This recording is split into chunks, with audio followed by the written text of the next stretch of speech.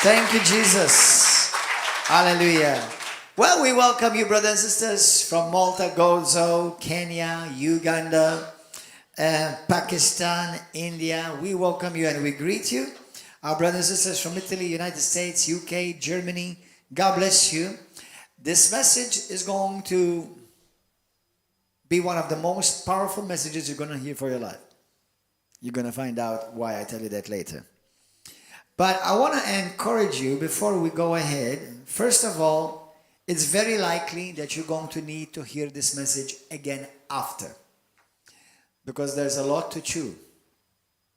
Also, I want to encourage you to like this message, share this message, and if you are new to this channel, like and subscribe to this channel.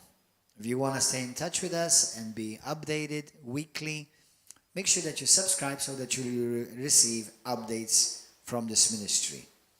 Let us pray and let us open our hearts for the Lord to speak to our lives today. Heavenly Father, we thank you for this privilege this morning. Speak to us. We consider ourselves blessed and favored that we can receive the Word of God and the wisdom of God. Holy Spirit, lead us and guide us. Let your word pierce my heart and change me and transform me so that I will never remain the same again. Holy Spirit, I'm listening. My mind is alert and my heart is receptive to receive the living word of God. In Jesus' mighty name, amen. I want you to go to the book of Ecclesiastes, chapter 3. Ecclesiastes chapter 3. This message has been cooking in my spirit for about a week. I've been preparing it for about a week.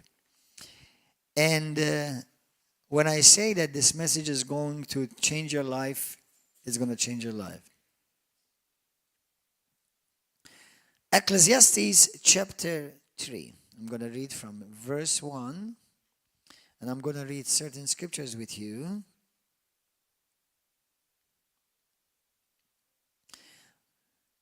To everything there is a season, a time for every purpose under heaven, a time to be born. Has anyone been born here? Good, wonderful. Otherwise you won't be here, right? A time to die, a time to plant, a time to pluck what is planted, a time to kill, a time to heal. Look at your Bibles. A time to break down, a time to build up. A time to weep and a time to laugh. A time to mourn and a time to dance. A time to cast away stones and a time to gather stones. A time to embrace and a time to refrain from embracing. A time to gain and a time to lose. A time to keep and a time to throw away. A time to tear and a time to sow. A time to keep silence and a time to speak. A time to love and a time to hate. A time of war and a time of peace. Go to the book of Psalms chapter 1. Psalms chapter 1.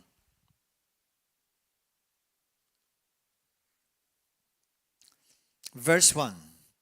Blessed is the man and woman as well, who walks not in the counsel of the ungodly, nor stands in the path of sinners, nor sits in the seat of the scornful. But his or her delight is in the law of the Lord, and in his law he meditates day and night. He shall be like a tree planted by rivers of water. Underline this, that brings forth its fruit in its season, whose leaf shall also not wither, and whatever he does, in whatever he does, he shall prosper. I'm going to now read another scripture. Psalm 90, verse 12. So Teach us, O Lord, to number our days. Teach us to number our days, that we may gain a heart of wisdom, that we may gain a heart of wisdom. In a moment, I would like you to go to the book of Genesis 41. Genesis 41. Today I want to share with you about the mysteries of seasons. The mysteries of seasons.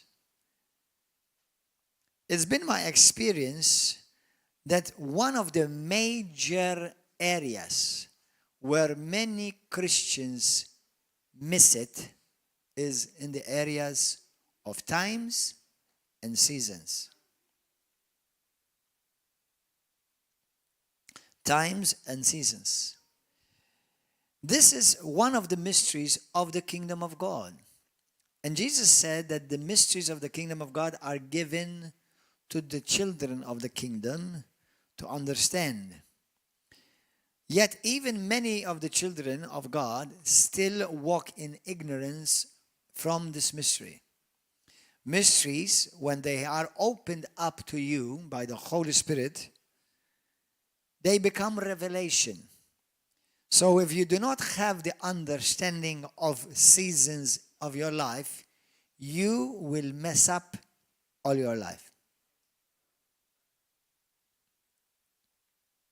You will mess up the rest of the seasons of your life. Seasons, they come and they go. No matter where you are and no matter who you are in the world, rich or poor, great or small, prime minister or the secretary, king or the bartender, no matter who you are bound by seasons. You cannot pray them away. You cannot cast them away. You cannot skip them. You cannot avoid them. You are ruled by seasons in your life. And if you do not recognize the seasons of your life, you will live a miserable, missed out life. In the book of Genesis chapter 41, you know of a story. It's very popular. I don't think there's anyone on the face of the earth that don't know the story. Maybe I've exaggerated it, but I would dare say that a good majority of the people in the world know about the story. Pharaoh, who was the king of Egypt, he was the biggest nation in that time, the most influential and the richest nation of the time, who would be considered like today's president or today's prime minister, had a dream from God that troubled him. And this is the dream that he had. I'm going to read from verse 17. You can read the whole chapter and go and study it later on and meditate upon it. Pharaoh said to Joseph, because then you see what happened is this. Pharaoh, he had his magicians, his wise people. Now, in the sight of God, wise people of the world are not wise. They're foolish, because the wisdom of man is foolishness to God. Okay? You are only wise if you're like the wise men. Those who seek Jesus. Those are called wise by God. Otherwise, people who reject Christ and God, they're called fools, even if they have all the letters of the alphabet behind their names. Amen? But Pharaoh had his assistants in his court, in his office, in the parliament, and he called all of them to give him interpretation of his dream. And he found none that could interpret the dream. However, one of his assistants reminded Pharaoh that there was one in jail. who had the Spirit of God and could interpret dreams. Because when the cupbearer and the other guy, who I forgot his name, two of the assistants that helped in the courts of the king, they both had dreams, and he interpreted both dreams accurately and came to pass. Right? So he called one of the assistants of Pharaoh, reminded Pharaoh, said, there is a man who interpreted our dreams. Why don't you call for him? So now he calls for Joseph. And this is what he says. Pharaoh said to Joseph, behold, in my dream I stood on the bank of the river.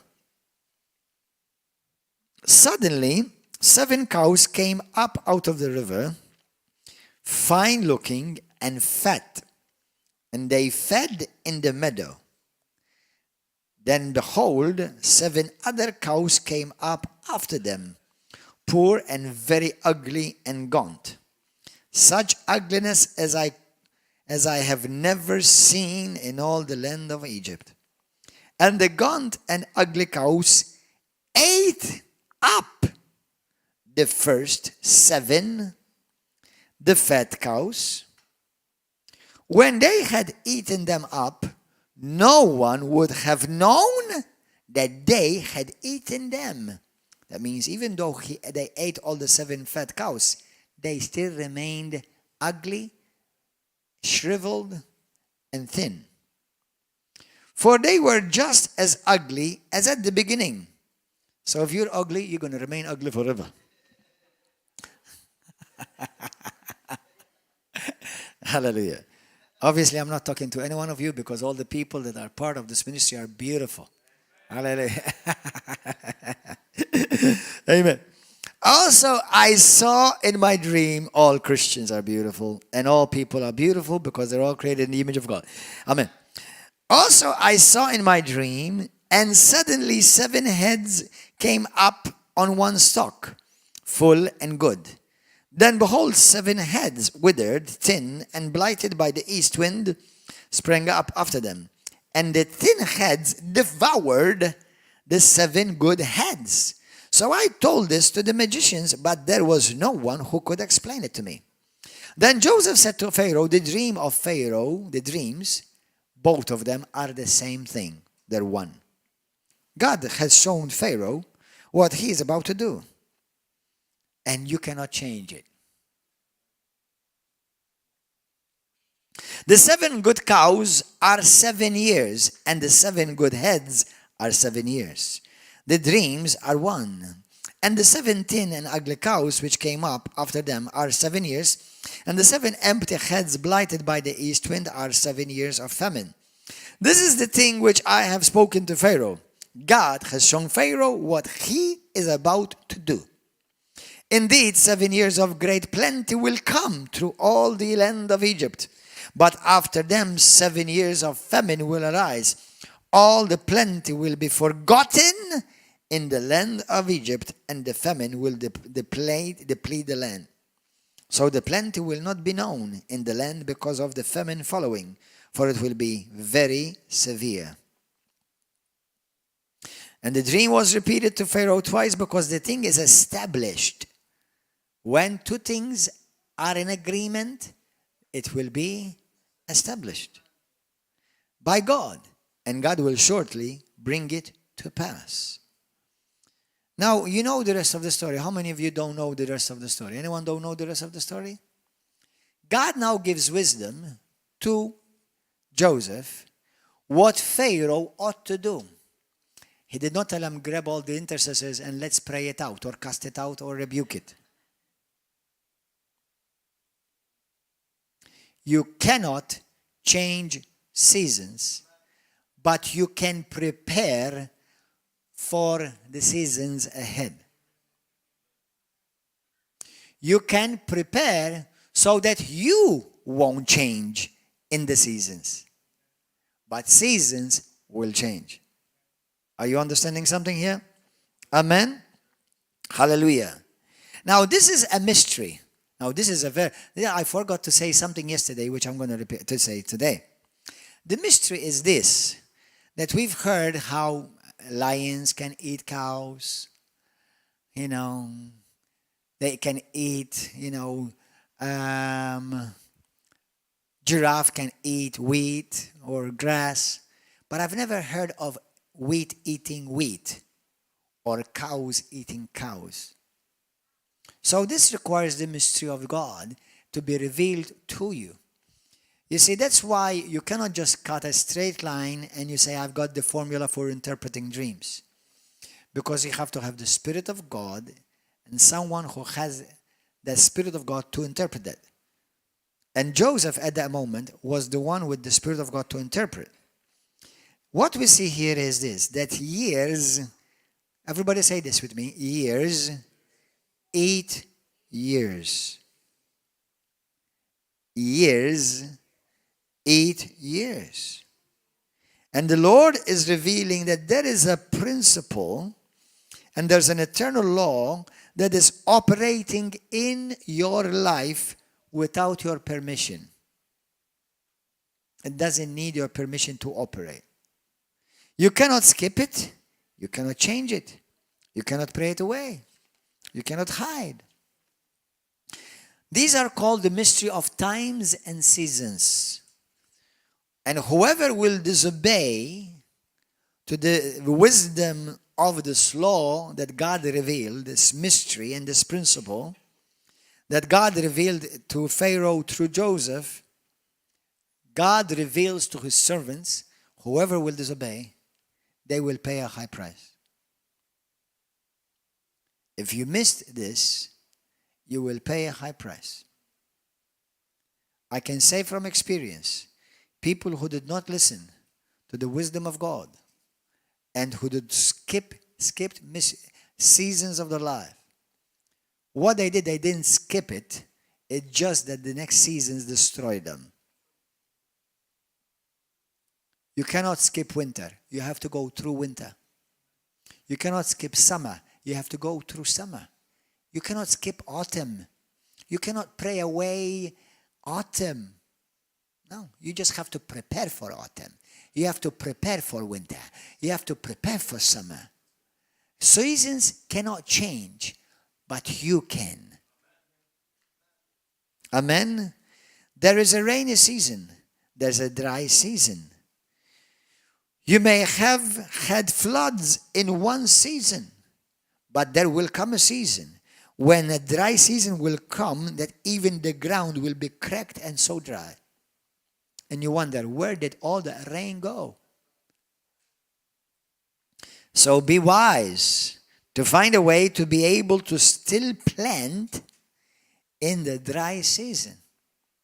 Only those who prepare in the seasons of preparation will be able to eat in the seasons of lack.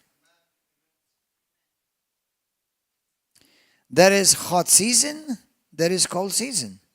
There is planting season, there is reaping season. The Bible says in the book of, we saw Ecclesiastes, Psalms, that the common denominator is the word time. Time, season. You and I are bound by times and seasons. And the Bible says in the book of Psalm 1 that you don't reap in every season.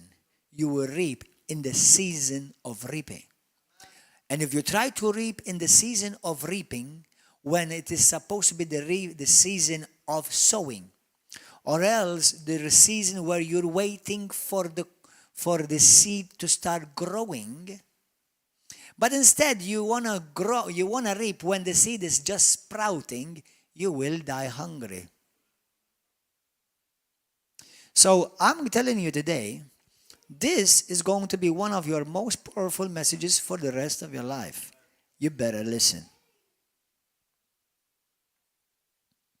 There may be things that you are doing wrong, but since you may have not yet arrived at that season that shows you how wrong you are, you may go around thinking that you are all right or that you are right for a long time until seasons change.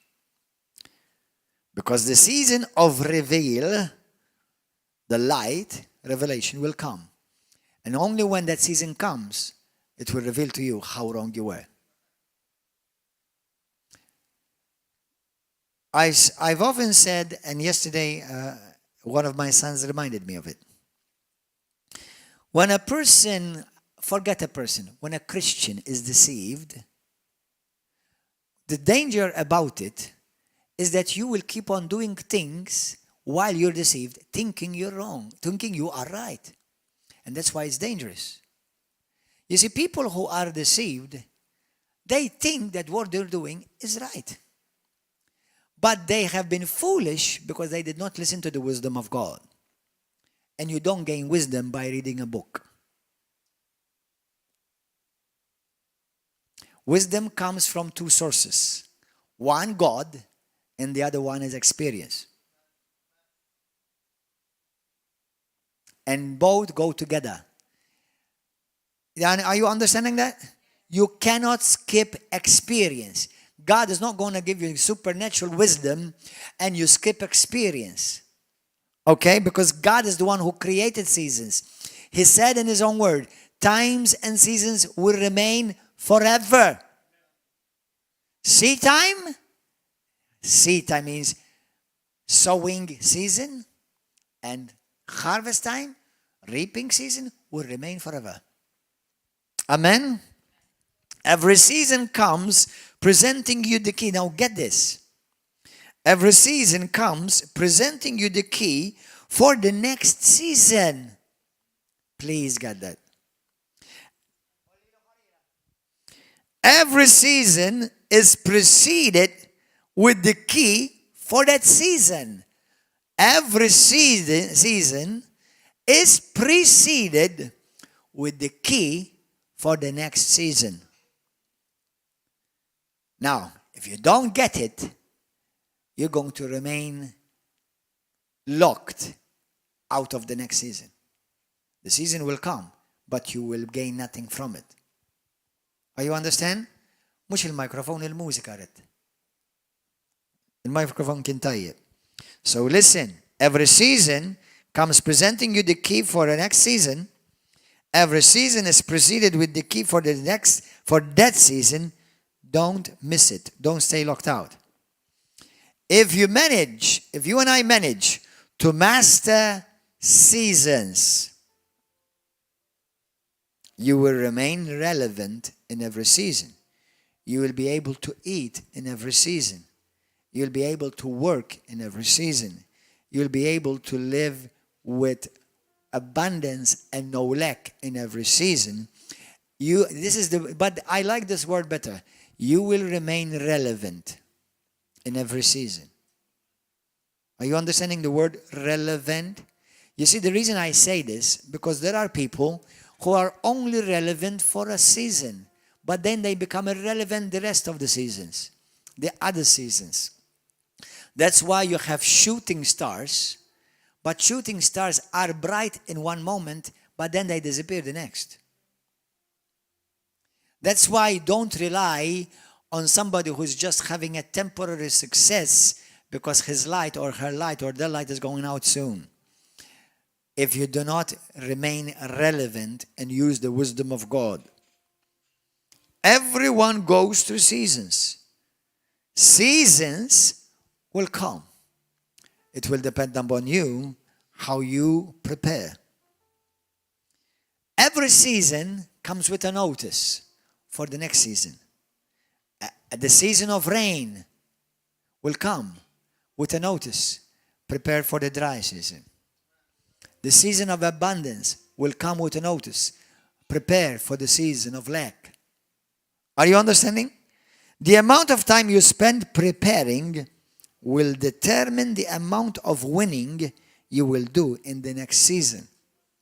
This is, that's why I'm telling you, you're going to have to hear it again, this message. There's so much wisdom in these things. Listen, the amount of time you spend preparing will determine the amount of winning you will do in the next season. Young people, children, don't waste this season. it will never come again.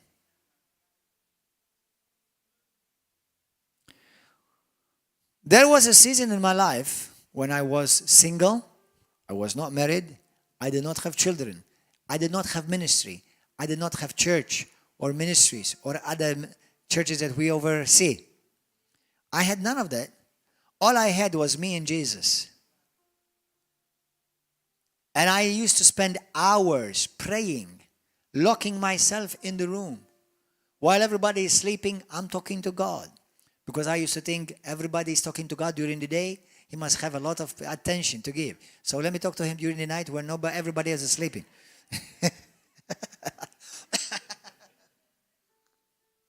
Hallelujah. Praise God. I used to have those times where I had hours of studying the Bible. Those times are gone. I'm in a different season of my life. You see, if I operate now, as I used to operate when I was single, by myself, I will destroy my family. I will destroy the ministry. I will destroy my marriage. Because when I was alone, there was nobody I needed to give attention to. There was nobody I needed to care for. There was nobody asking me for my attention and my time to be with them. And now nobody feels condemned. But people who think that their seasons will not change and they want to live a married life with children the same like they lived when they were single, Baba, I'm telling you, write this down. You're going to go down.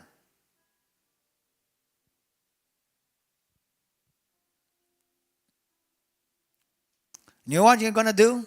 Your children will end up serving the devil while you are worshiping God. Why are you saying that, Pastor? Because now you're in a season where you need to give attention to your children. Now you're in a season where you need to give attention to your marriage.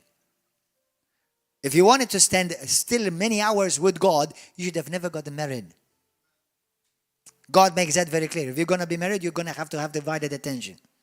I'm okay with that, says the Lord. It's a choice you have to make. In 1 Corinthians chapter 7, God says, if you're going to be married, you're going to have to give attention to your wife.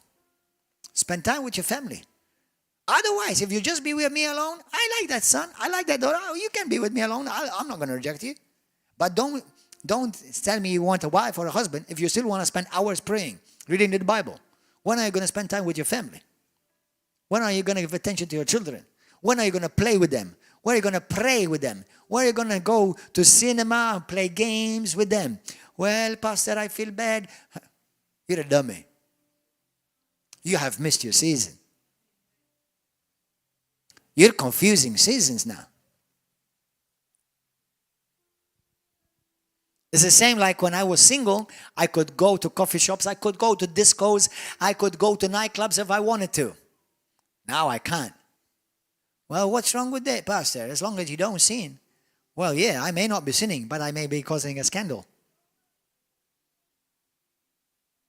You see, it doesn't look right, Pastor Gordon Johnson Manchè right now, walking around in Patcherville. Is it a sin for me to walk in Patcherville? No. But somebody may see me, they say, what the heck is he doing there? Is he not the pastor? You see? It's a wrong season. My season for me to walk in Patcherville is over. Unless I go during the day and have a restaurant there. But most probably I'm not going to go anywhere. Amen? And from a part it has become filthy in every sense. Amen? You need to learn how to discern wisdom. Ask this. Say this with me right now. Say, Holy Spirit, give me wisdom to understand the seasons of my life. Amen? Here. Some of you, how many of you know Marty Blackwell there? Anyone of you remember him when he came to church? He was a crazy guy jumping on our seats. And I was worrying that he was going to taint all our seats and put, stuff like that. Nah, he was a precious man. He was dear. He's a man of great intimacy with the Lord. And he may be listening to this, and we love you. Come back to Malta. But he used to be one of the pastors of Rhema. And when I was at Bible college, one day he shocked me. It took me years to understand his wisdom. And he said to me, brother, he was one of my teachers at Bible school. And I loved him. We'd go have lunch together. He would speak into my life. He was precious, man. He still is precious. But one day he shocked me. He said to me, brother, I'm so busy right now. He said to me, I don't have the time that you have. Right now, he said to me, right now, this is the time for you to prepare. Spend time now praying, reading the Bible. He said to me, there's coming a time and a season in your life. He said, you won't have time to pray. You would have to pray in the car. Driving from ministry demand to another. And I thought to myself, man, is my pastor carnal? He's telling me he doesn't have time to pray?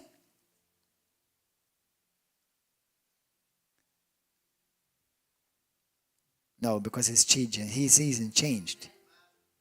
Of course he's got time to pray. But now the amount of prayer that he has is very limited compared to what he used to have.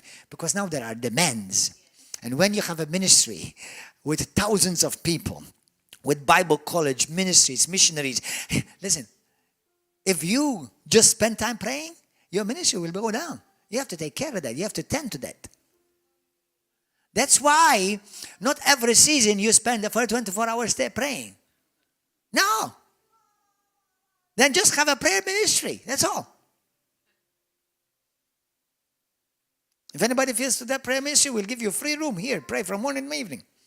Hallelujah. Now, well, Pastor, what are you doing? Are you telling me not to pray?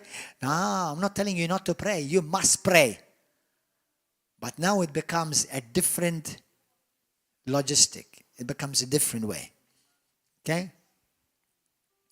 Hallelujah. That's why you prepare for a time when you're going to be so busy. You cannot, well, I haven't studied the Bible enough. No, Albi. You have to come to a place where you study so much the Bible, so when you don't have time to study the Bible, now the Bible starts sprouting out of you. Now you still remain relevant. You still spend time in the Word, but the amount of time will be very drastically different. Are you understanding what I'm talking about? Anybody here? Amen. Even if you don't have a ministry, if you got married and you have children, your time is going to be different. Otherwise, you will lose your family. Do you know how many ministries there are? And I've heard ministries. Some of you may have done the same. I've heard ministries. They say, I've lost my family because of ministry. Is it? Do you think that's God's design? You're sending people to heaven and your children on your way to hell. Lovely ministry. Don't ask me for a recommendation.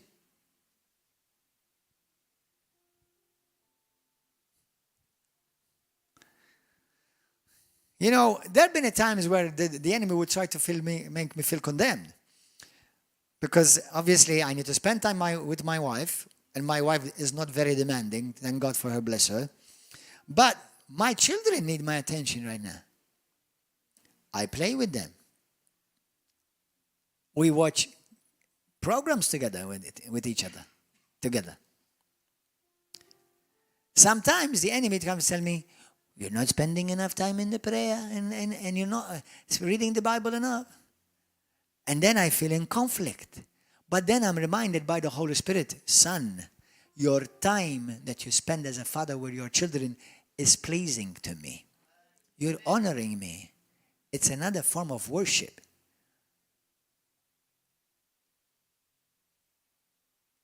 Nobody who's listening to this takes something, what I'm saying, out of its context.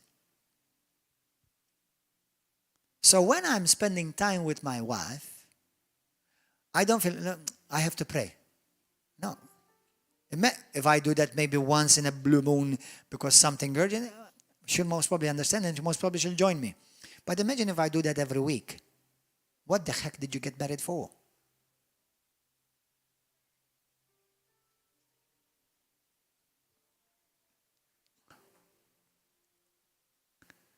Imagine if every time my children look for me, Daddy, me and my sons, we have an incredibly beautiful relationship. We play together. We pray together. We have communion together. We cast out demons together. We take authority over the demonic assignment together. But do you know why they do it? It's not because they read the Bible. It's because I spend time with them.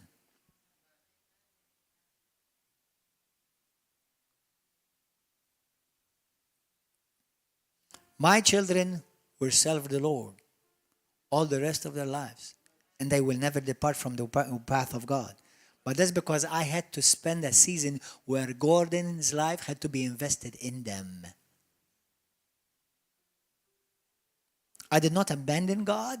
The Bible says that he that abandons his family will be considered unfaithful to God.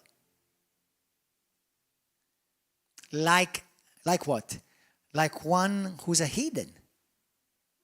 So I am called to take care and tend to my family. So now my time is divided. First it was divided with my wife. Then it was divided with my 2 extra sons. Then it was divided with the church. Then it was divided with the missions. Then it started divided with TV. Then it was divided with Bible college. Then it was divided with counseling sessions. How do I make it? It's the season that you are in. There's a grace for every season. My brother, he says, Għal kull staġun hemm raġun. Kull staġun għandu raġun. Amen? Hallelujah.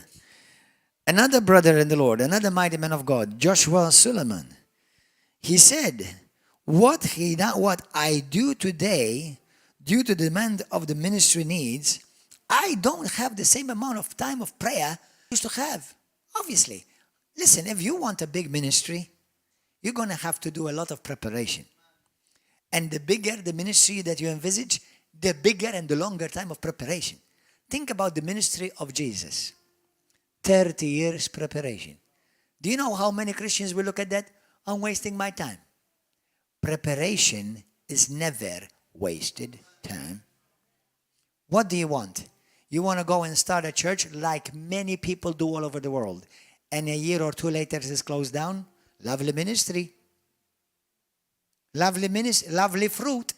Let me tell you something. Many Christians forget this part of the Bible. In the John chapter 15, I think it's about 15 or so, but somewhere there, in John 15 for sure, where Jesus said, I've called you to bear fruit. But many people just stop there. Jesus did not call you to bear fruit. Jesus called you to bear fruit that remains. Not just here today and tomorrow it's rotten. From God's perspective, it's better that you've never started. Because now look what you've done. You destroyed your family. You destroyed your children. You destroyed your marriage. And you've put shame to the body of Christ. Now, if anybody feels like, oh, you've been through that, I'm sorry to tell you, don't feel bad. Hopefully learn. We're going to go to it. That's why I said to you, don't leave in the middle of the message. Because if you leave right now, you feel really bad. And in a sense, you need to feel a bit bad. Because you realize how dumb and stupid you were. And most probably God warned you, but you did not listen. And I'd hate to say it. I wish I don't have to warn anyone anymore. They always end up fulfilling what I warned them about. Now there's a principle in the kingdom. It's called redeeming the time. Thank God for the blood of Jesus. Thank God for the grace to redeem. Number one, I believe all of us need to be redeemed. First, salvation. But some of us have missed it in some areas, so we need God's mercy to redeem, to be redeemed in that area. Amen? Some need more. Some need extra grace. Hallelujah. Hallelujah. I remember when my dad was 54 is when he was saved. I remember when he was saved, my daddy, he's been gone 10 years now. 70, so 54. He served God as a Christian 16 years. when he was saved, he says to me with a broken heart, he said to me, how I wish I know what I know today. I knew it when I was young. How I wish I found the Lord when I was younger.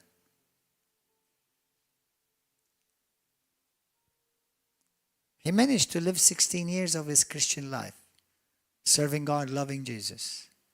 And today he's in heaven with God.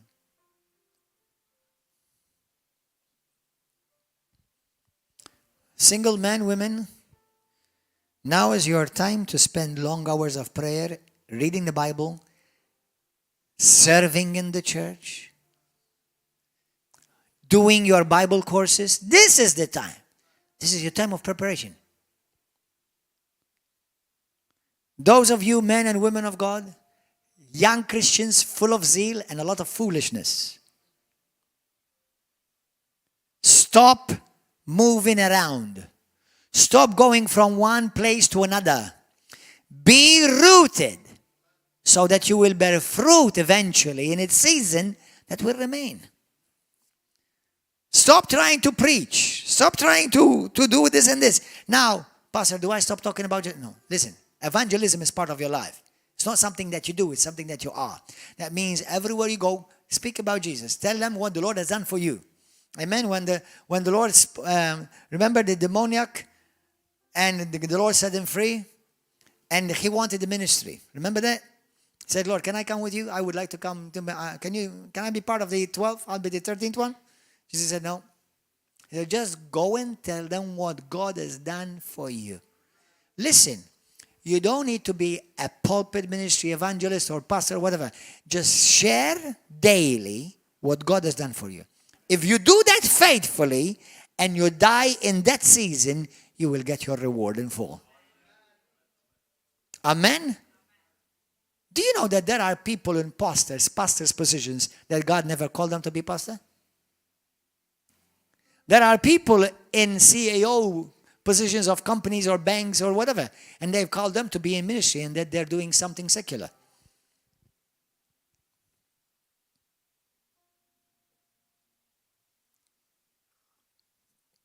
Now, if they have Jesus truly, they're going to go to heaven, but with a lot of riches left in the grave because they never lived it out. Hallelujah. So you who are going from one church to the other, you who are ready to go and jump in the ministry and win the world for Christ, let me break it down for you. You're not going to win the world for Christ. Get over your grandiosity. I know it's a great thing to have a vision as a desire. I want to win the world for Christ too. So you're not going to be able to do it because I'm going to do it. Hallelujah. How many of you want to win the world for Christ? Lift up your hand. You see, those of you following, you're not going to do it because there's more that want to do it. That's right. You see, so you do your part. And the most important part is to recognize which season you're in and be obedient. Well, Pastor, how long are you going to be here? Listen, when God told me I'm going to come to Malta, He said to me, I'm sending you to Malta for a season. And I thought, okay, man, there are 4 seasons in a year. There's winter, summer, autumn, and spring. So it must be three months. So I came to Malta. I'm excited. I left everything in the States because I was living there. And I'm ready here to come for a big mission field for 3 months because the Lord said to me, a season. It's been 17 long 3 months, years. 17 years, 3 long months. Amen. And in those 3 months, I didn't know that in 3 months I'm going to have 1 wife and 2 children. That all happened in 1 3-month season in my mind. So how long is this season? I don't know. I was happy, as I was sharing yesterday. When I was at church, I'm ordained. I've been sent. I'm not an orphan. I'm a son. Hallelujah. And when I was at Rhema, serving under the mentor that God told me, I want you to sit down and receive from my servant before I take him to heaven. I sat down and I served. I sat down first, obviously. And then I served happily under this man of God. I loved it. I still love him and I'm still part of that ministry. I never wanted to leave. Never thought in my mind. Never dreamed of, I want to come to Malta. No, never dreamed it. As a matter of fact, I did so many things that I definitely want to come here.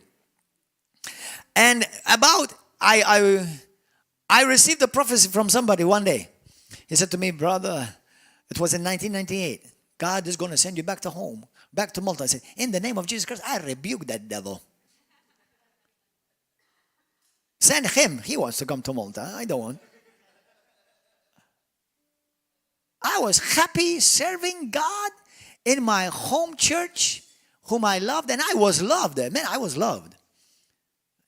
Everybody knew Kenneth Hagin and then Gordon John Manchè. Everybody knew me. Serious. I was loud. I was, happy. I never met a stranger. Everybody was my friend. I was happy, man. Hallelujah. And then go to Malta. Oh no, Lord, you're messing my program up. And listen to this. When I received this prophecy, it took years before I came to Malta. So don't just somebody gave you a prophecy. Well, I can see you in Africa ministering to multitudes. Pastor, I'm going to Africa. Why? Yesterday I received a prophecy. I'm supposed to go there. Are you sure it's not maybe about 50 years from now?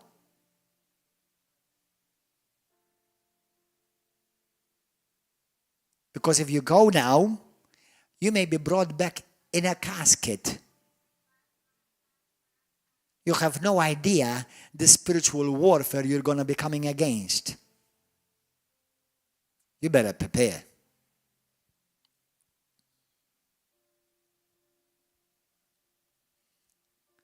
How many of you have ever seen somebody being recruited in the army and the next day they put them in the battlefield? You know what will happen to him, right? Or her. He'll be shot. He'll be killed. That's exactly what happens to Christians. Well, I want to win the world for Jesus. Hallelujah. Give me some demons to cast out. Well, hold on. When you are dislodging demons, they will come against you to dislodge you. Remember that. So you better well prepared.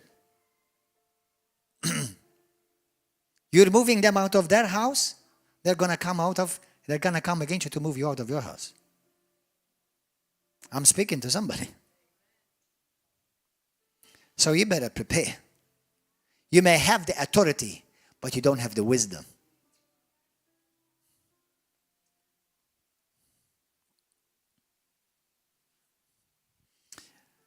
Spiritual warfare is something that even mighty great men of God, well prepared face, let alone you. You're just still walking in your diapers in the law.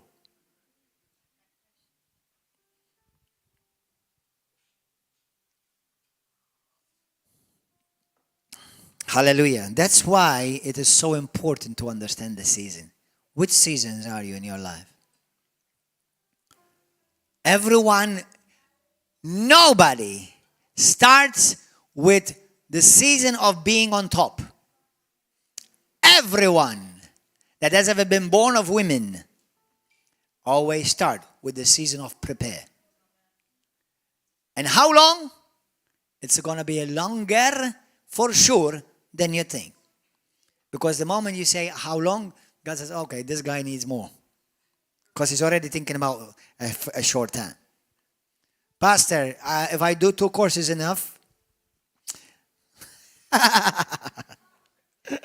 How many courses you have to do?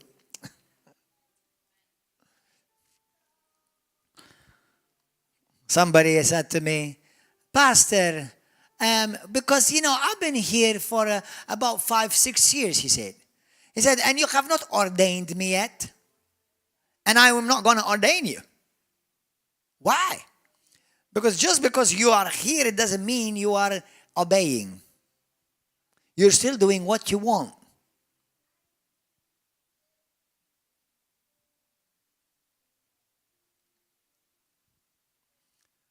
The Bible talks about how the first deacons that were ordained in the Church of God were within the first, shortly after, between 5 to 6 years from the beginning of the church.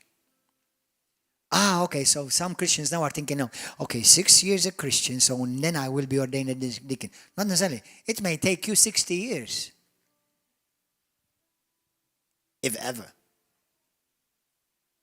Because once now you're ordained as a minister, do you know that in the sight of God you will be judged as a minister? Now you'll be held accountable not just as a baby Christian, neither just as a son. Now you'll be accountable as a minister.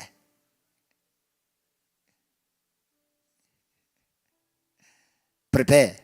Everybody say prepare. Prepare, prepare, prepare. Amen. Hallelujah. You're going to need to put your roots down deep. Hallelujah. You need to learn to endure. Remain faithful. So that the enemy will not put you out before your time.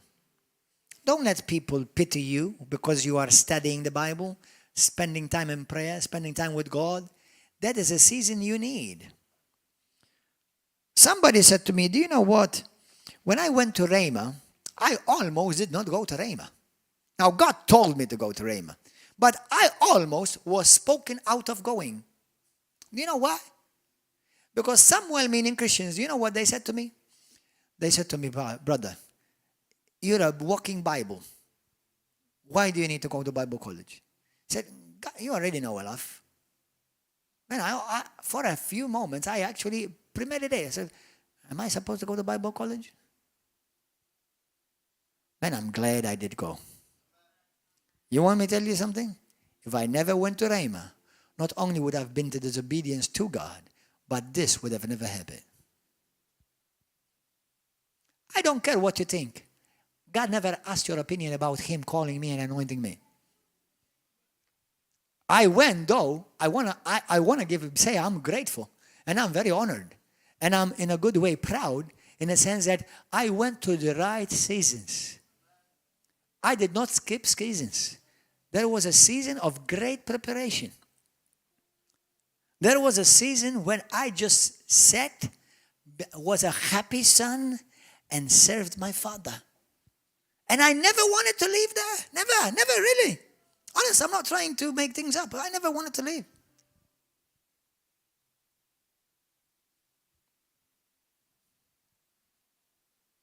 Now, some of you are saying, well, I'm not relating because I don't feel called to the ministry. What about business? Maybe you have a desire to start a business. Are you making preparations for this business? Or are you going to buy a shop about making cakes and coffees and you know nothing about cakes and coffees? What about you're opening a fashion shop and you have no clue of fashion? I can tell by the way you dress up. Do you understand? That means whatever you feel a desire, a pull towards do, make sure that your preparation is matching up. Do you understand? Well, Pastor, I want to be a doctor. Well, are you studying? You know what that's going to require, right? A lot of studying, a lot of sacrifices, long hours of studying. Well, I hate studying. Listen, I understand. Preparation season is not always the most pleasant one because there's a lot of the requirements. There's a lot of requirements out of you. There's a lot of sacrifice. Listen, you can be, I'll give you an example. You can have two people that are equally smart, equally sharp, but not equally wise. Equally smart, equally sharp, but not equally wise. How? One says, I want to make a sacrifice. I want to spend time studying right now. I want this season to study the Word, spend time with God, just do Bible college. If I was, as a Christian I'm talking, and I'm just going to be happy who I am and where I am in Christ right now. And the other one says, nah, I'm happy just to be at church, I don't need that Bible college thing, the Bible doesn't talk about Bible college, right? Wrong. Bible does talk about the school of Tyrannus where Paul did 2 years course teaching the people, making disciples there. Anyway, so, hallelujah. But let's say another two type of people. Smart, sharp, but not equally wise in the sense how. For example, one wants to study because he wants to become a lawyer. And he said, well, I don't want to study. I don't like studying. So he ends up maybe serving in a bar. But as far as intellect, they're both very intellectual. But the time of preparation was very different. One sacrificed time, applied himself diligently. And now today, after many years, he is a lawyer. Now, what that lawyer makes in one session is what you make for a whole week to earn.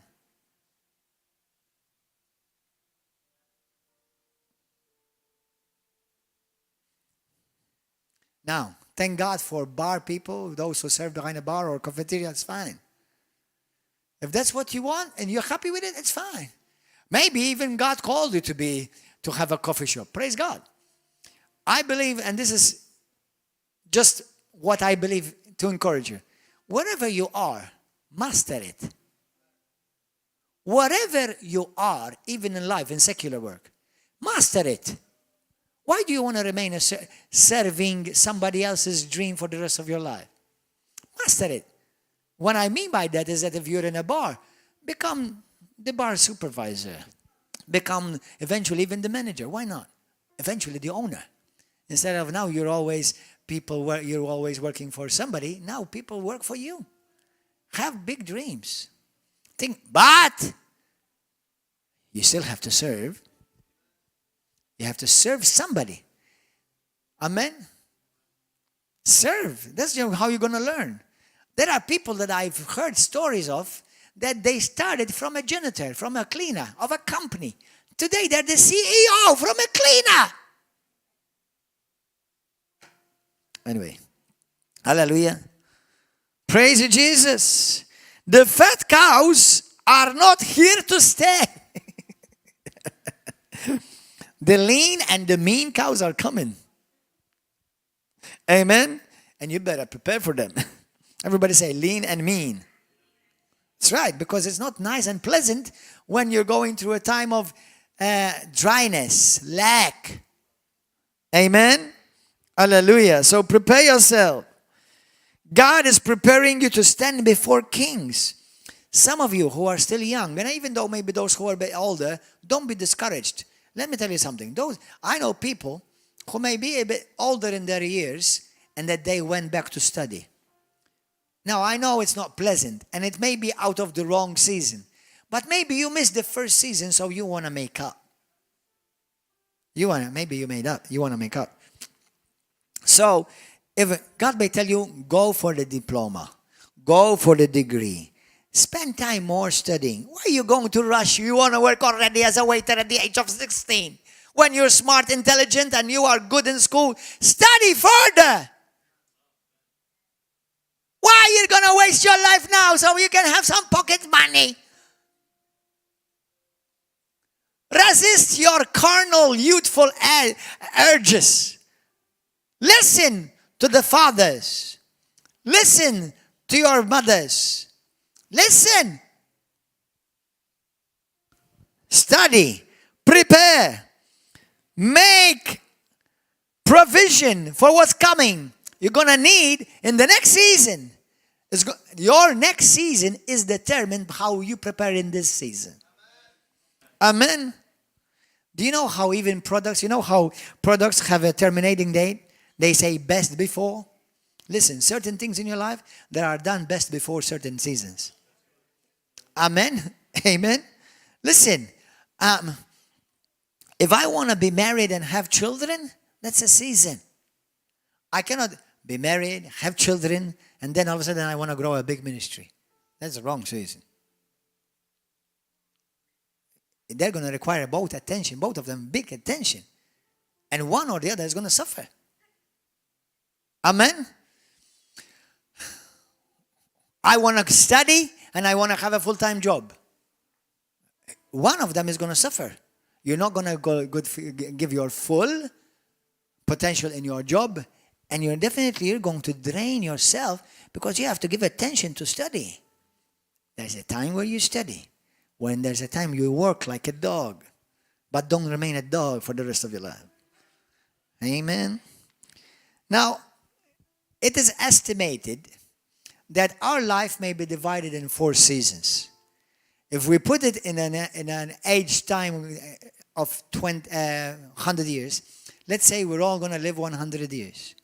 How many want to live 100 years? Full of health in Jesus' name? Amen? Okay. Well, I do believe that God has given us the promise of longevity. With long life, He will satisfy us. Amen?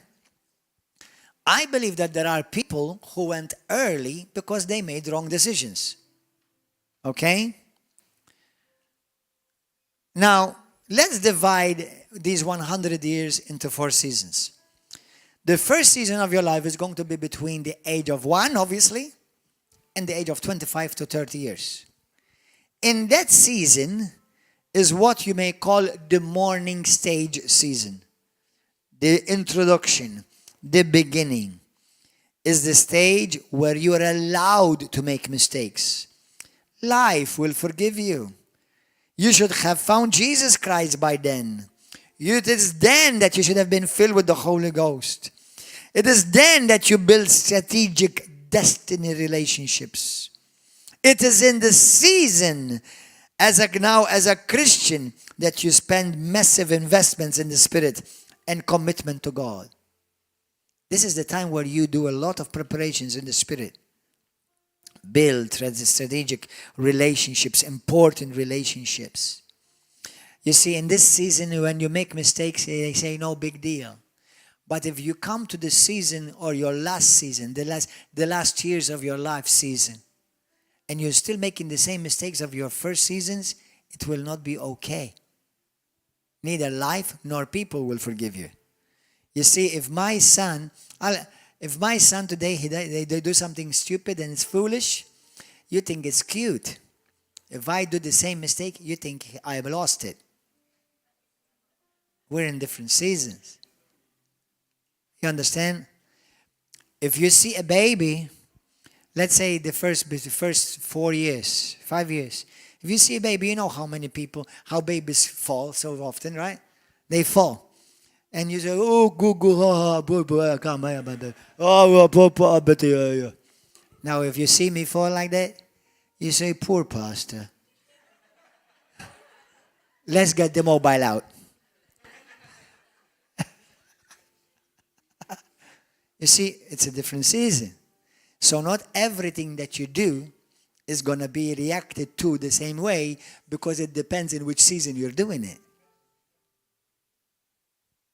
Amen? Hallelujah. Thank you, Lord. The second season is a season between 25, 30 to about 50, around that. We call that the afternoon season. They've got the introduction season, the morning season. Now we've got the afternoon. You know, the Bible talks about the mornings and the afternoons and even in the times of the day. Now this is the season, listen. You spend time preparing, you spend time investing, but now is the time of execution. This is, if you are still at school or learning in the stage, you may be already a bit behind time. Because normally by 25, 30, school is over.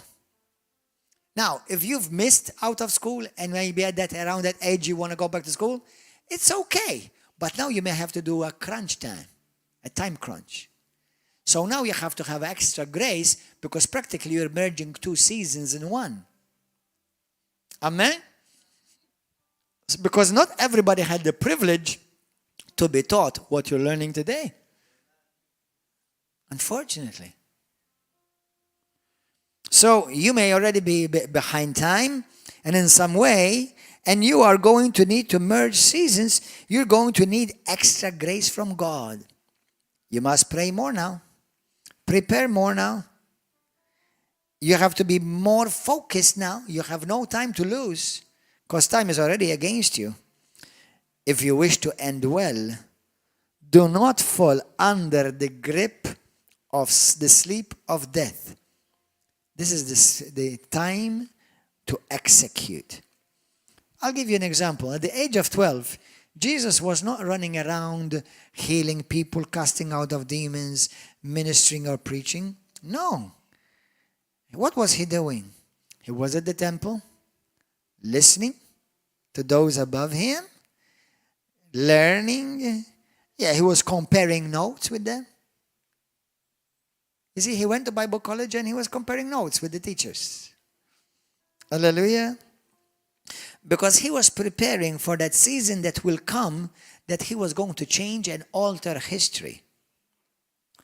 There are history makers who have gone to heaven and wasted their divine destinies and callings. One day, the Lord spoke to Kenneth Hagin, and he said to him, after 14 years of pastoring. Now, Kenneth Hagin had been a Christian.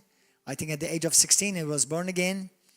And and then he started into pastoring sometime later.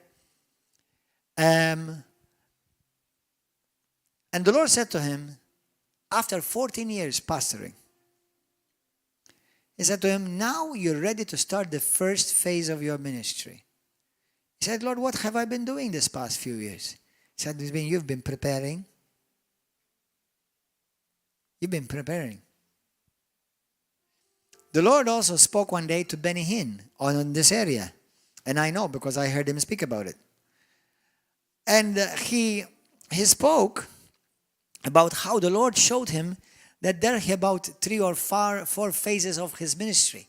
And how he was already past 2 of them or 3 of them, of his ministry phases. Now the Lord said to Kenneth Hagin, he said this to his word. He said, son, most of my sons will not even enter the first phase of their ministry. I think the richest place on earth is a cemetery. Dreams that have been buried and never come to fruition because they missed their seasons. They may have gone to heaven if they have Christ, but missed the seasons. Don't miss your season. Now listen, it's not the amount of time, but the quality of time. Meaning, in the book of the Acts, 6 years passed, for example, for the first people to be launched into ministry. For you it may be 3. For you it may be 20. But the most important thing is not to act out of your season, so that what you're about to do, it will succeed and remain, and it will become a memorial of a testimony to you, to the goodness of God, and to others. Don't let your life become a warning to others. Make your life a testimony for others.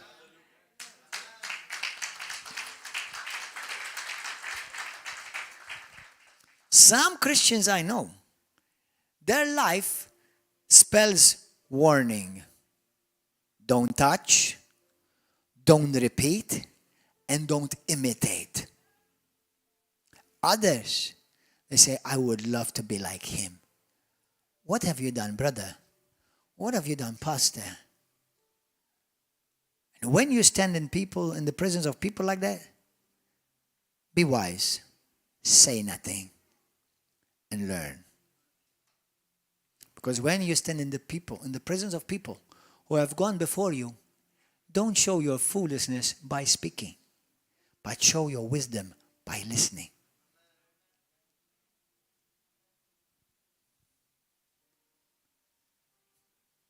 Amen?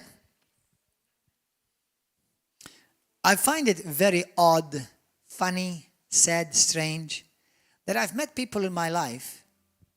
They want to tell me how to succeed when their life is a complete flop. You don't qualify to speak how I succeed.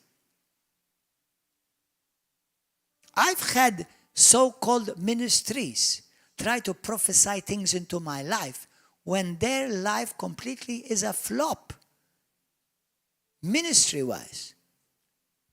What gives you the right to speak those things into my life when your life was completely bankrupt? People who did not make it have no qualifications to tell you how to make it. Now, you say to me, but can't we learn from their mistakes? You better learn from their mistakes. Otherwise, you'll end up repeating them.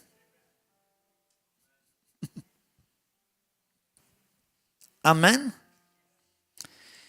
Jesus showed up at the age of 30 after we see him at the age of 12 in the temple discussing scriptures. Isn't it amazing? I wish every Christian listens to this. Christians who are running around like a chicken with her head cut off, trying to win the world and start churches, and this year in this church, the year next is in this church, and they're preaching from one pulpit to the other, and no fruit. No fruit. Nothing. No fruit. Listen, pulpit is not a ministry. Pulpit is just a nice furniture. There is no the calling of pulpit ministry in the Bible. Pulpit is just a nice furniture.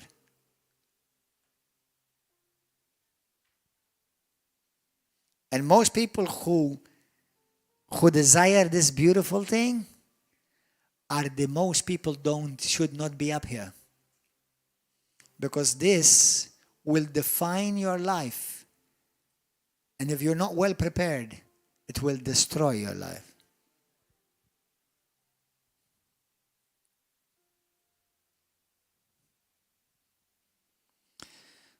Hallelujah. I want to say a word to pastors and leaders who are not acting wisely and they're not acting kindly.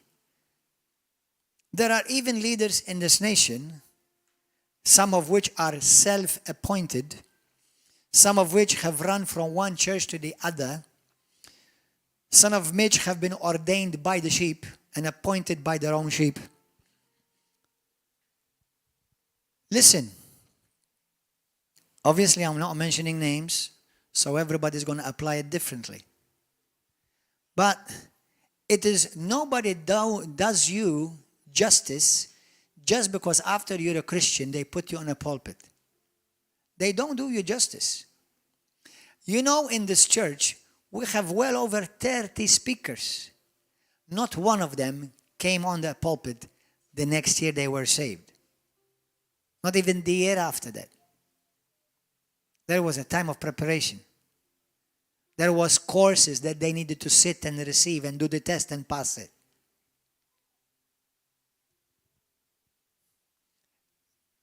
Gifts say nothing about you. Gifts say everything about God. Fruit is what says something about your life. Show me your fruit, not your prophecy.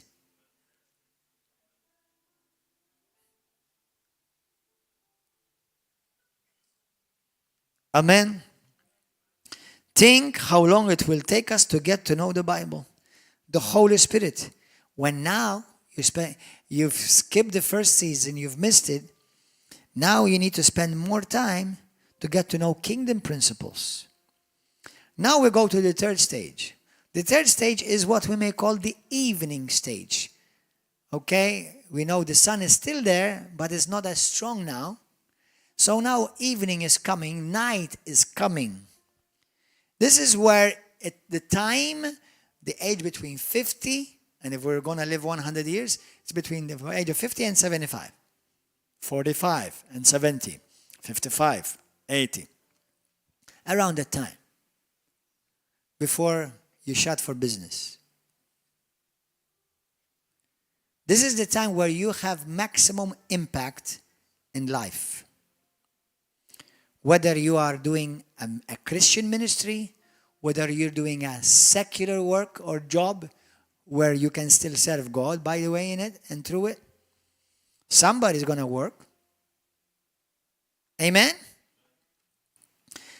This is a time where you build institutions, write books, build something that will outlive you to leave a legacy behind you.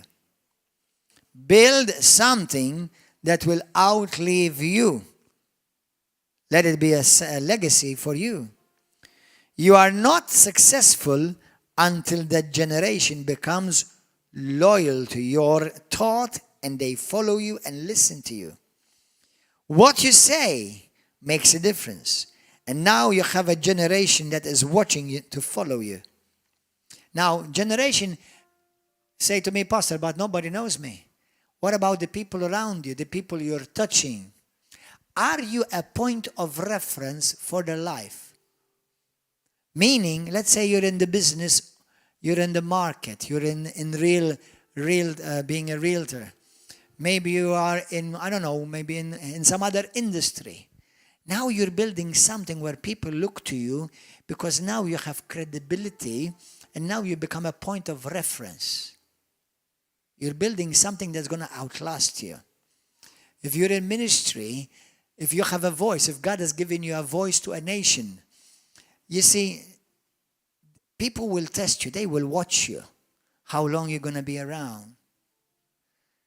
So that's going to require time. Gifts won't do it. Wisdom, time, patience, building up stamina. So now you become a point of reference in your nation, in your job, in your circle, because you've gained wisdom. You've gained respect. Our success is proof that Jesus has succeeded. The success of your children, your natural children, and your spiritual children, they are the proof whether you or not have succeeded. The success is not because you have a big building. Let me tell you something, people, brothers. There are people who are very rich and they can buy buildings, but they will never build a ministry.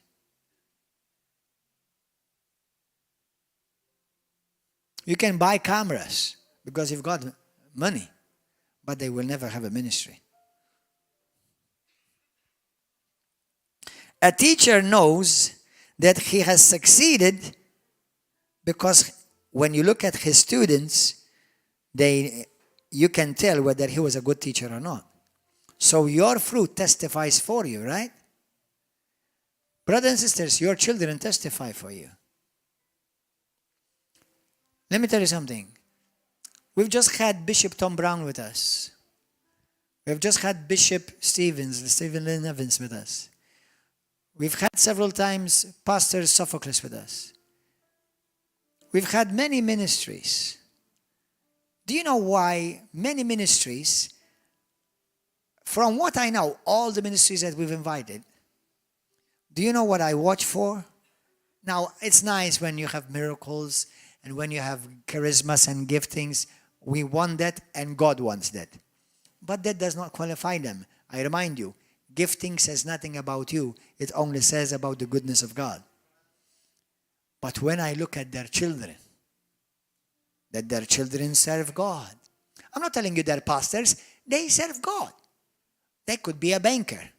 He could be a business person, but loves God. He's serving God. She's serving God. They have a strong family. They have some strong family values. That's a minister. I would like him to preach on this pulpit. I would like to feed my sons and daughters. Not somebody who's excited and he's a dummy with a lot of gifts. One day when I was traveling in America, in the beginning, when I had finished Bible school, I didn't know where to start. So I grabbed the yellow pages. Back then, there was no internet, believe it or not. I know I'm very young, but actually, there was no internet. And I was traveling, so I used to grab the book, and I go church by church in every city and call them. That's what I did, literally. Literally. I would say I want to go, for example, to the state of Iowa. Check Iowa. City. Okay, churches in the city. I start calling them one by one. One by one. Now, this is interesting. This is a lesson to me as a pastor and to you pastors who want to learn something. Some of them used to ask me, what giftings do you operate in? And do you know that it used to bother me? I'm thinking to myself, why is this well-meaning pastor asking me what giftings do I operate in? How come he didn't ask me about my lifestyle?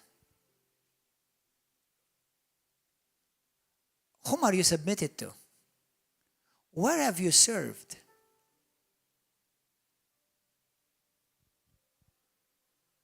When a pastor who receives an influx of believers that are not new believers, they're simply rebellious believers from other churches, and the moment they walk in, because they have a gift, you give them the pulpit. Let me tell you something, dear precious Christians, dummy Christians. That pastor does not love you. He's simply using you to make a public advertisement through you. Because people are attracted to gifts, not me. And neither people like me. I'm attracted to character. I'm attracted to fruit, not to a gifting. I love giftings, and we operate in them here by the grace of God. But the pastor who does that, we have them in Malta as well. Let me tell you something. That pastor is abusive. He's abusing of your gift to make his church grow at the expense of your life because he's handicapping you. You see, my son may come to me and say to me, Daddy, I love you. Can I start driving the car right now? Because I know I've learned from Facebook, YouTube taught me how to drive a car. Okay? Now, if I let him drive the car, what do you think of him? Honestly. Say, bravo, how good he is, how smart he is, he knows how to drive the car. But what do you think of me? What an irresponsible father.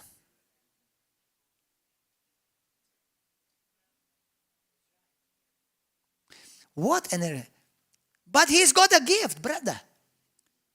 Listen, I know, he's out of his season, but he's got a gift. You're dumb.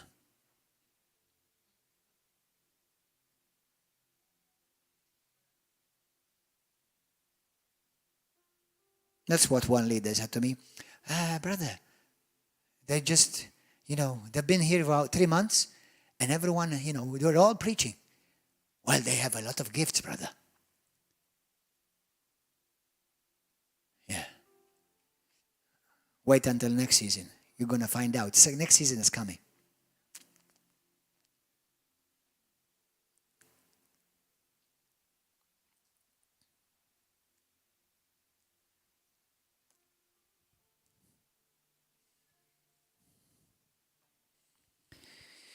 Hallelujah. This is the stage of legacy. Don't sleep too much in this stage. Don't spend 8 hours, 9 hours, 10 hours sleeping. Do you know that if you've lived 50 years, I'm 50 years young. Some of you are 50 years old. Do you know that in 50 years, I've only lived 33 years? Because 17 years of them, I've been sleeping. That's scary. I've slept for 17 years. I've slept already 1/3 of my life away. Now, do we need to sleep? Of course. But listen, don't waste your time sleeping when you could be preparing to be everything God has called you to be. Amen? Sleep. Of course, sleep. But don't be excessive. Hallelujah. Somebody said to me this week, Pastor, you look tired, you need to sleep. And I know it's because they care for me. Thank God. But then when I found out yesterday, because I made this research yesterday, there's a place where you can go on the internet, you can research this. And they tell you how much hours you've slept. I was shocked. Man, I slept for 17 years. Holy smokes, I should not be feeling 1 hour of tiredness for the rest of my life. That's worse than Sleeping Beauty.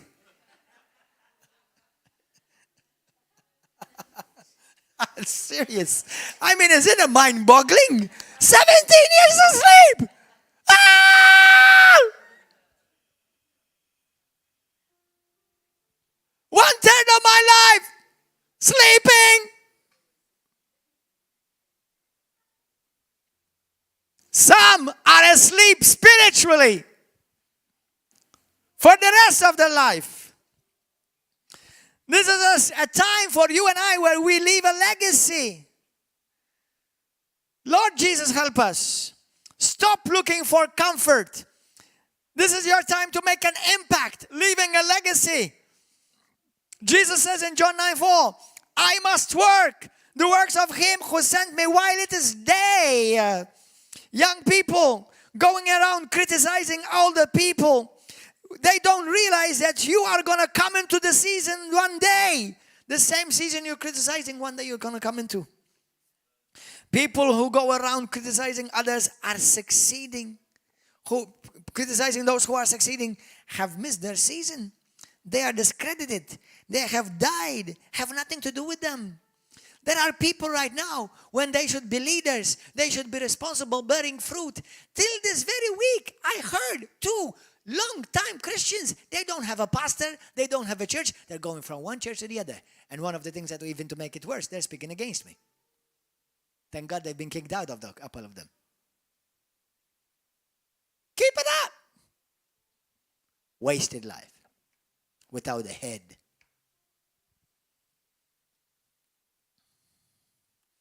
They've missed their season. And be careful, because now they're seeking someone to make you miss your season. Don't let any fox spoil your vine.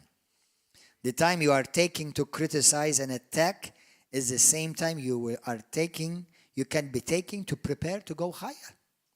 The 4th and last season. Come here, my brother.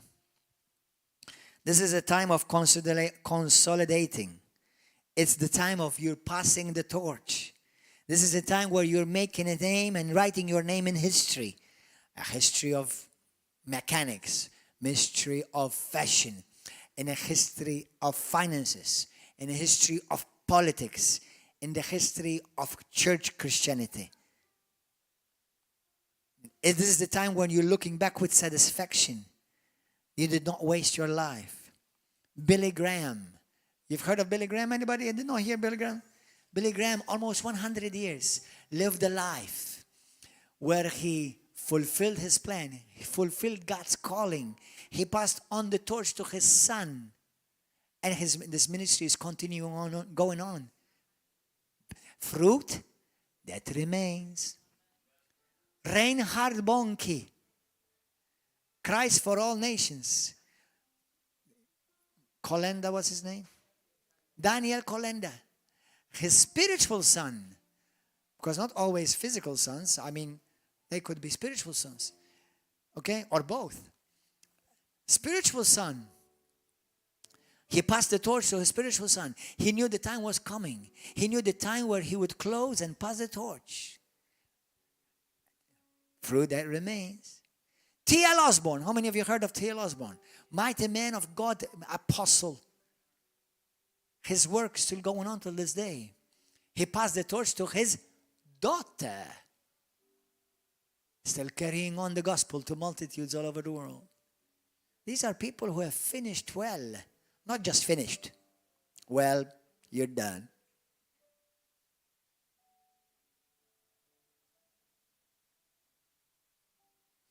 Amen. The Lord said to Kenneth Hagin, most of my people do not complete the plan and assignment that I have for them.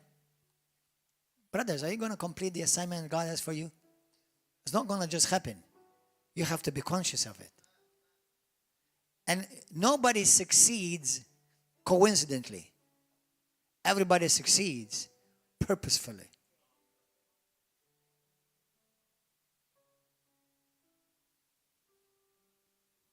Amen. Hallelujah. When the Lord then put Joseph in front of Pharaoh, he said to him, verse 40, You shall be over my house, and all your people shall be ruled according to your word. Only in regard to my throne, to the throne, will I be greater to you. And then the Lord, through Pharaoh, gave Joseph the commission to provide the people for the next 7 years food. Now listen to this. This is a powerful principle. Pharaoh gave Joseph the ability to, everyone can get food from him. Now listen, whoever feeds you, leads you.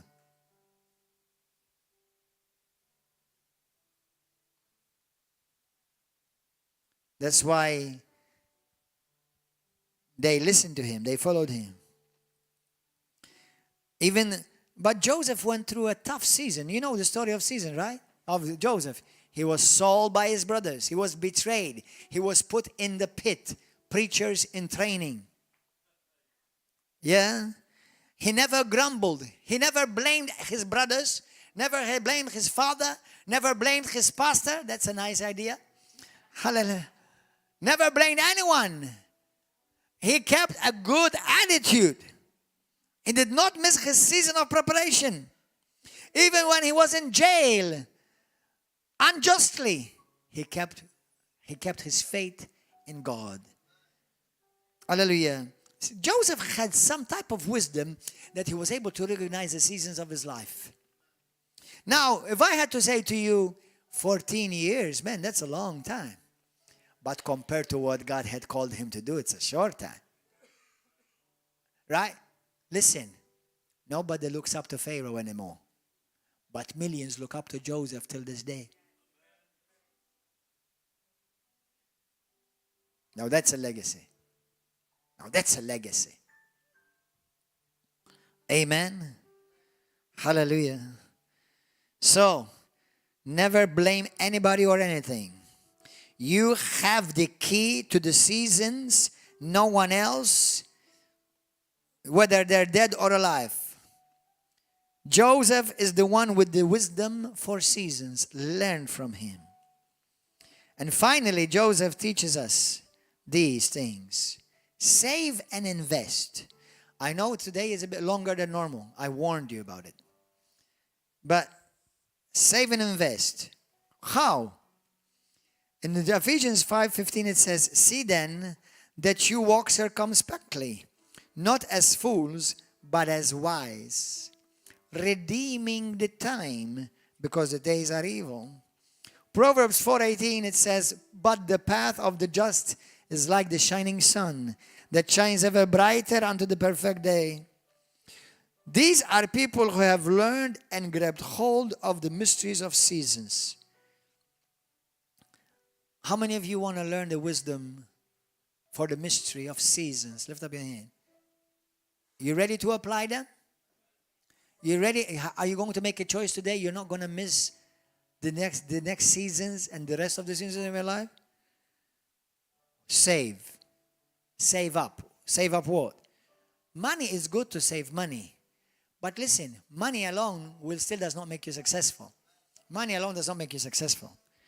So don't waste your time and life, but save in healthy, important relationships. Listen, do you recognize the relationships in your life? Do you recognize the relationships God sent you? Do you recognize the men of God and the women of God that God sent into your life? Or do you treat him like another passerby? He may be or she may be the key for your next season. What about people of God, men of God? What about your pastor? Do you treat your pastor, hey buddy? Or yo, Gordon? Or pastor? That's not for pastor. It's for you. It changes nothing about pastor, but changes everything about you.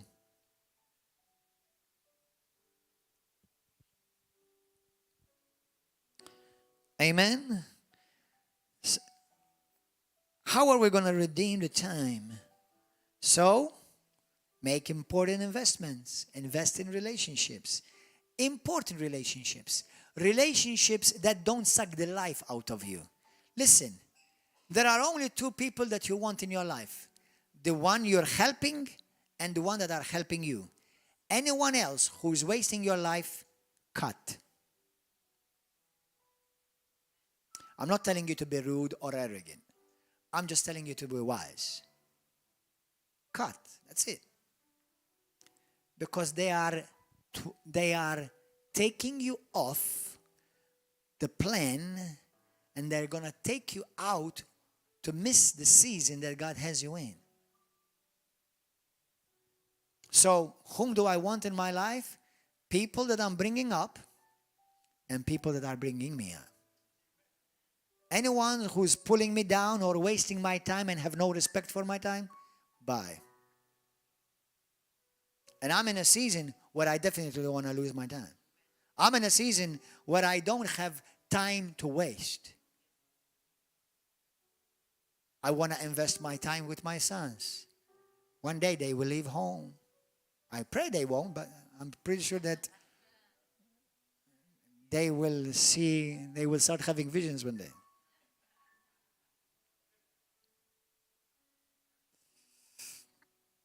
You know.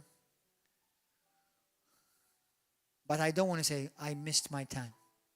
I messed up. No. I want them to look back and say, my daddy spent time with me. He played with me. He didn't just pray and read the Bible. No, he prayed with me. We went to see movies together.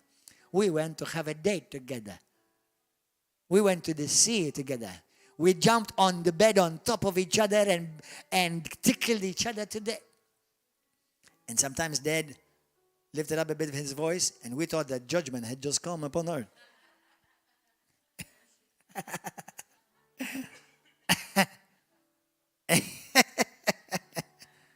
Hallelujah.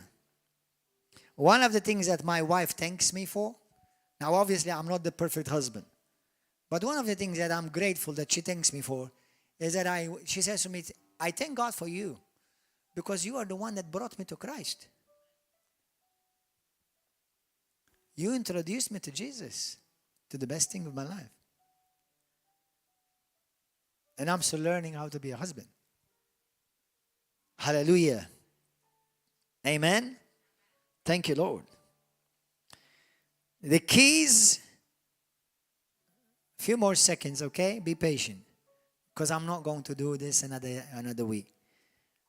Number one, I'm going to give you these 3 keys. A few more seconds. Listen. Number one, there are keys of life that will unlock your destiny. With seasons of opportunity, we use them to build capacity. So number one, what do we learn from the wisdom that we learn in the scriptures? Remember when God gave the dream to Pharaoh and Joseph interpreted, practically what God spoke to Pharaoh through Joseph is build capacity for the time that's coming. Build capacity. Build volume. Make room. When the Lord spoke through the prophet Elijah to the widow of Zarephath, I think, in 2 Kings chapter 4, her husband had died. He was a prophet, and he served with the prophets, and he left her a bunch of debt to pay. And he said to her, make room. Bring all the jars you can find. How much oil do you want? Depending how much hungry you are, that's how much God will pour. One of my prayers almost every day, do you know what it is? After 27 years of Christianity, 17 years of pastoring, and 25 years of ministry, one of my daily prayers, you know what it is? Lord, help me to remain hungry. Help me to remain hungry. I want to remain relevant every season. I don't want to say, well, wasn't that a wonderful season? No, I want to have a wonderful season this season too. Now, this season may be terrible around me, but I'm going to remain relevant, full of oil, full of fire. I have a word from God for this season. Not I have to learn and read all the books of 10 years ago because I can't hear God anymore. That's important. Do you know how many pastors are like that in the world? Now God will use people in your life. They will speak one word and they will spark you. Amen? So you may be in the season of these 7 fat cows right now. But remember that seasons change. If you are wise, have the Spirit of God, and understand the mysteries of seasons, and you will be able to still live in prosperity even when seasons change. Hallelujah. So make room.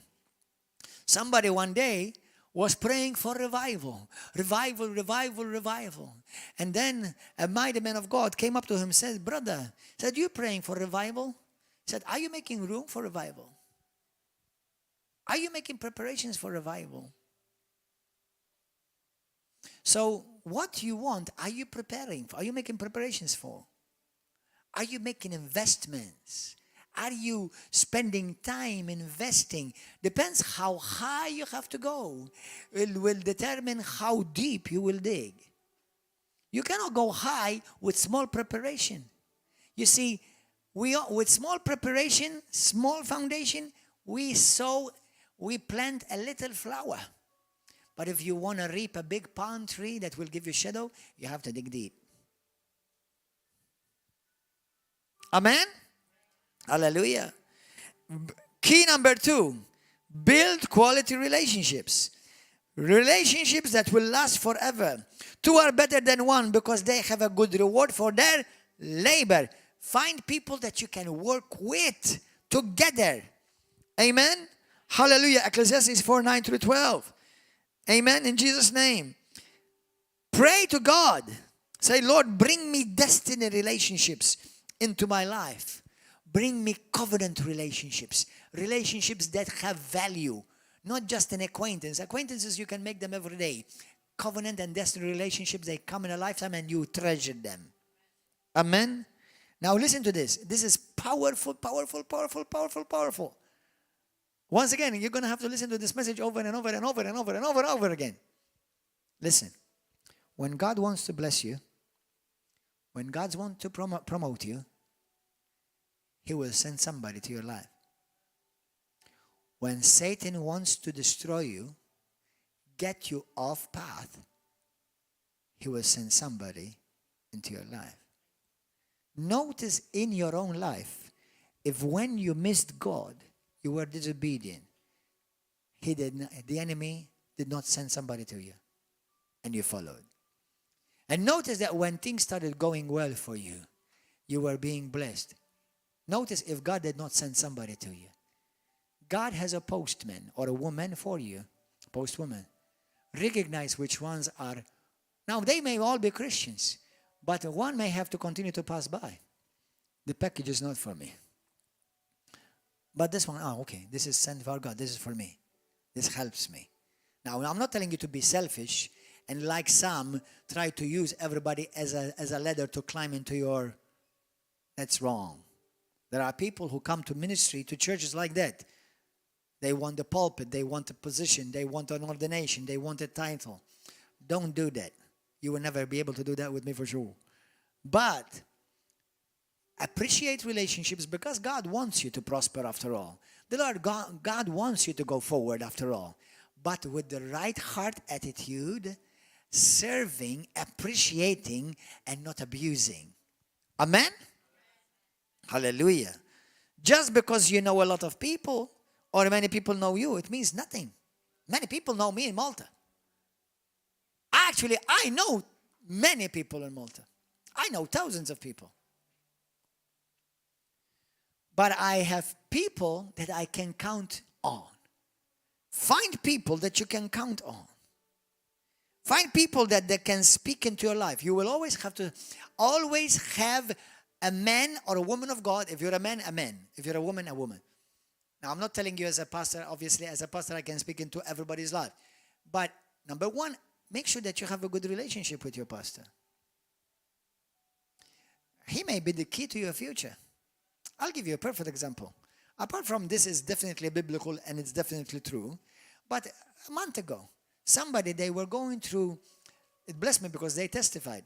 They were going through a very bad time in their business. They came to church like they normally do, every week they do. I had a word of prophecy to them. It was a key to unlock their future and to unlock their reign over their ministry and over their business. And now the business is reigning. There's reign in the ministry. There's reign in that sector. You see, the word that I gave them, it was the key that unlocked what God had for them. Amen. And many things like that. Hallelujah. That's why people who are not faithful in church attendance, you're missing out. You're not just, oh, Pastor, I'm following on YouTube. How can I give you a word of God, a specifically word for you? If I'm not telling you every time you're going to come, I'm going to do that. But listen, if you hang around, God will know, and God knows how to locate you. Amen. Hallelujah. So, remember this. Have close relationships. Remember this. Peter, many people who left Jesus, they left Jesus not because they did not believe in him, but it's because they were not close to him. Till this day, it's the same thing. Even Peter, when he was challenged by a little girl, oh, you're Peter, right? You were with Jesus. We saw you with the Galilean. He ran away. John continued to walk into the crowd, and up to the cross, he stood by Jesus. John was close to Jesus. Amen. Ask yourself, what kind of destiny do I desire? Whom do I have in my life that I can stand by and they can stand by me? With whom are you loyal that you can honestly stand by? It can be that without such relationships, your life and your destiny may be in danger.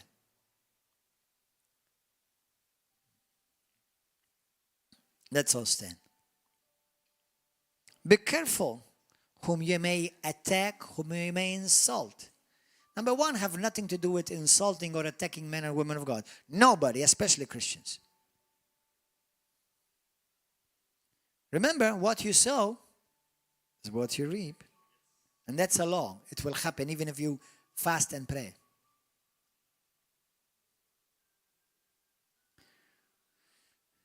People that surround you tell something about you. If you're going up or you're on your way down. Ma min rajtek, shabbachtek. Politicians, be careful. Even you're where you are. You're only there for a short season.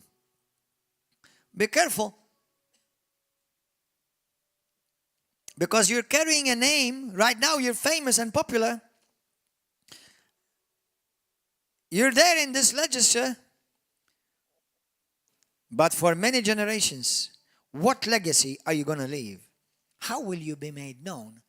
What are you going to leave behind you? What are you going to look back on? You're going to look back on, well, I introduced the law of divorce. I introduced the law of abortion. I introduced the law of same-sex marriage. Nice legacy. Very nice legacy. Nice name.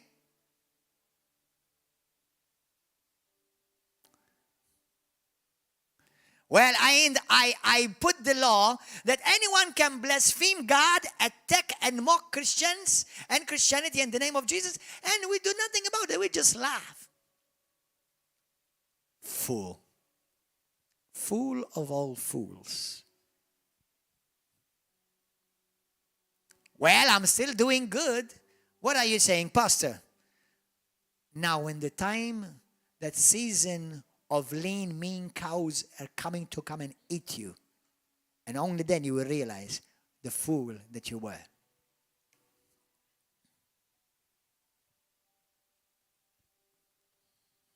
One day, you politician will not be in that office. And this moment will define for the rest of your life. If you're called to be a leader, a good leader is someone who doesn't rise above the people, but is someone who rises with the people. Are you using your position, your opportunity, your season to build people or to build just yourself? Hallelujah. Today, the last key is this. Invest in transforming lives.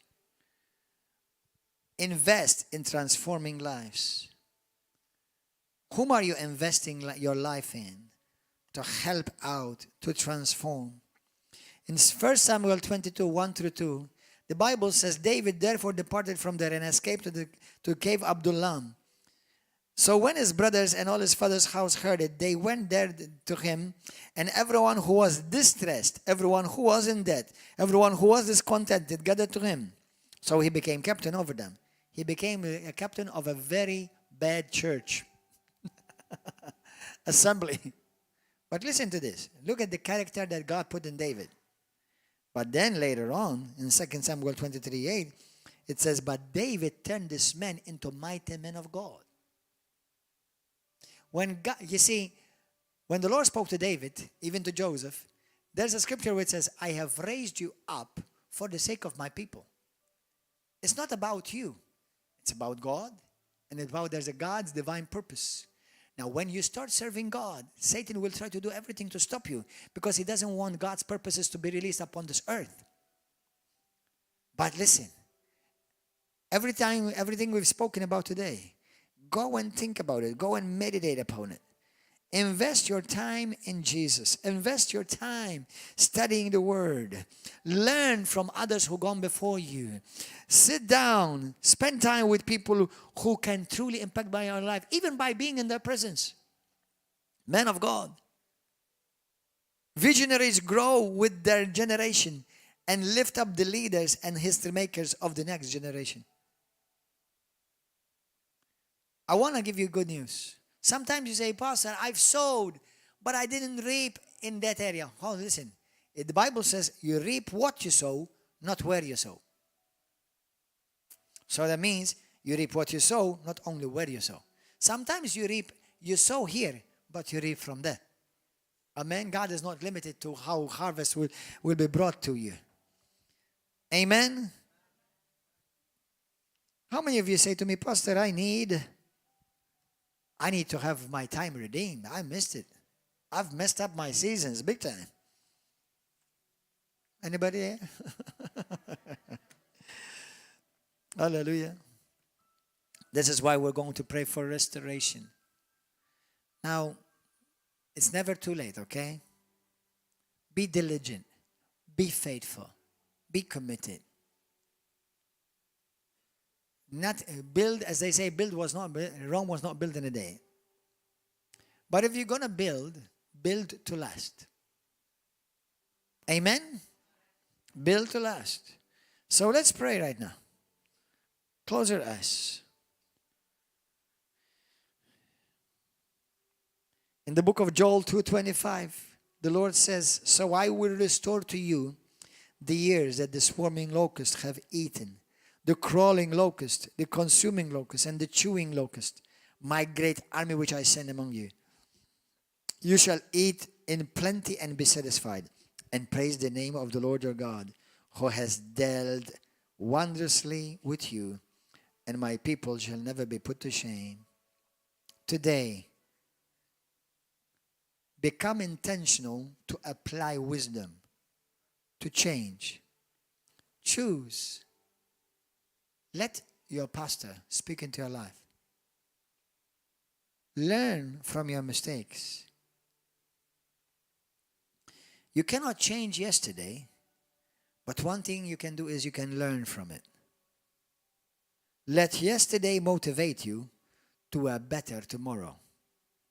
Just because you were relevant today, it does not mean automatically you're going to be relevant tomorrow. Apply these keys of wisdom. Now, pray with me. Let's say, pray with me. Say, Heavenly Father, I thank you for this great wisdom which you have just impregnated my spirit with. Lord, I realize and I acknowledge that there are seasons of life, and I don't want to miss those seasons. Whatever I've done, but give me the wisdom that whatever mistakes I've done, I will learn from them, not repeat them.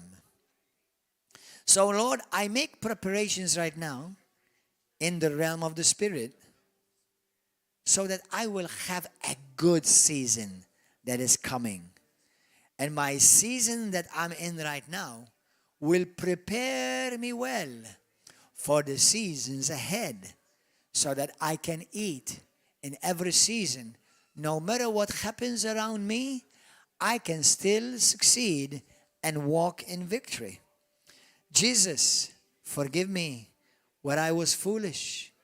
Forgive me, Lord, where I missed it, where maybe I had an opportunity to listen, but I did not.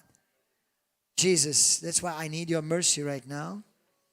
And I ask you, forgive me and give me the grace to redeem the time that I've lost. Holy Spirit, your word says, if anyone lacks wisdom, let him ask of God, who gives to him liberally, without reproach, without holding anything back. Wisdom will be given. So now by faith, I receive the wisdom of God through this word, through this Holy Spirit, and through those you have placed in my life over me, O God. Help me to recognize the seasons of my life. Help me, Lord, to make the best out of every season. Holy Spirit, lead me, guide me. I bless you, Lord, for this opportunity. I make up my mind not to waste another season in my life, but make the best out of it. No matter which season I may be in, I will succeed by applying these wisdom principles in my life. In Jesus' name. Now, if you are here, listen, I know it was going to be long today. I know that. But if you're here today, you say to me, Pastor, I need Jesus in my life. I need to be born again. I need to be saved, have my sins forgiven. Brothers, without Jesus, you'll miss every season. You'll miss every season of your life without Christ. So if you need Christ in your life, you need to give your life to Jesus right now. Anybody here, lift up your hand. Lift up your hand. Anybody wants to give your life to Christ? What about you on the internet, on Facebook? If that is you, number one, you're going to need to listen to this message over and over again. Number two, the Lord is speaking to you. Would you ask Jesus to come into your life, to save you, forgive you of your sins, and give you a brand new start? So you start the seasons on the right foot, as they say. Say this prayer with me. Say, Heavenly Father, thank you for your Son, Jesus Christ. Lord, I don't want to waste my life. And even more, I don't want to waste my eternity. Jesus, be my Lord and be my Savior. I believe in you, that you are the Son of God. You died for me on the cross. And on the third day, you rose again. Come into my heart. Fill me with your wisdom. Fill me with your spirit. And Lord, teach me to number the days of my life and to make the best out of every day in my life. I thank you for saving me, Lord. Thank you for forgiving me of all my sins. Today I belong to Jesus. My destiny is heaven. In Jesus' name, amen. If you said that prayer today for the first time in your life, you're saved, born again, forgiven. Your name is written in the Lamb's Book of Life. Start reading the Bible. Invest time reading the Bible. Prayer and fellowship. Come. If you're in Malta, come here every Wednesday and Saturday at 7 p.m. and Sunday morning at 10. Continue to follow this ministry. Like this message. Share it and subscribe to this video.